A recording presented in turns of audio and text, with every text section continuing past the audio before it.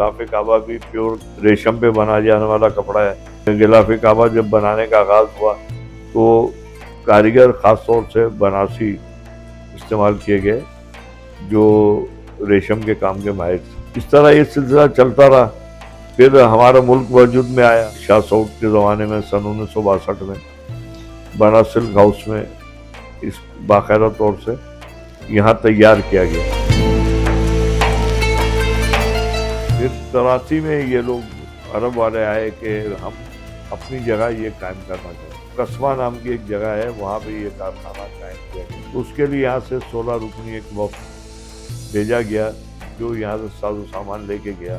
کھڈی سے آغاز ہوا، انہوں نے وہاں پہ لوگوں کو ٹریننگ کی، انہوں نے اپنے لوگوں کو ٹریننگ کرائی اور اپنے ارد گرد کے ممالک کے لوگوں کو بلا کے ٹریننگ کرائی۔ تو 3 سال کا وہ ایگریمنٹ تھا۔ ہر سال جو باہر کا غلاف کعبہ ہوتا ہے یہ ہر سال تبدیل ہوتا ہے۔ اندر جو ہوتا ہے غلاف کعبہ وہ سبز رنگ کا ہوتا ہے، اور حضور صلی اللہ علیہ وسلم کے مزار اقدس پر جتنے بھی غلاف استعمال ہوتے ہیں وہ سارے ہرے رنگ کے ہوتے ہیں۔ ان میں آیت کریمہ اور کلمہ طیبہ اور تمام پھول اور یہ سب لکھے ہوتے ہیں۔ یہ سب ڈیزائن جو ہے وہ ویونگ کے دوران ہوتے ہیں۔ تو یہ ہوتے ہیں تقریباً 40 سال میں۔ تو اس کو جب بنانے کے لیے ہمارے وہ کاریگر تھے تو انہوں نے تمام چیزیں بنائی۔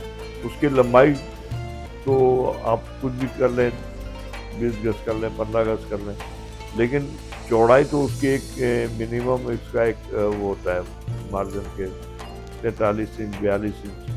تو یہ پاکستان میں بنا، پھر جیسے یہ بنتا رہا اسی طرح وہاں شفٹ ہو گیا، اب وہاں ہو رہا ہے۔ لیکن الحمدللہ آج بھی وہاں کا جو نگران ہے وہ پاکستانی ہے۔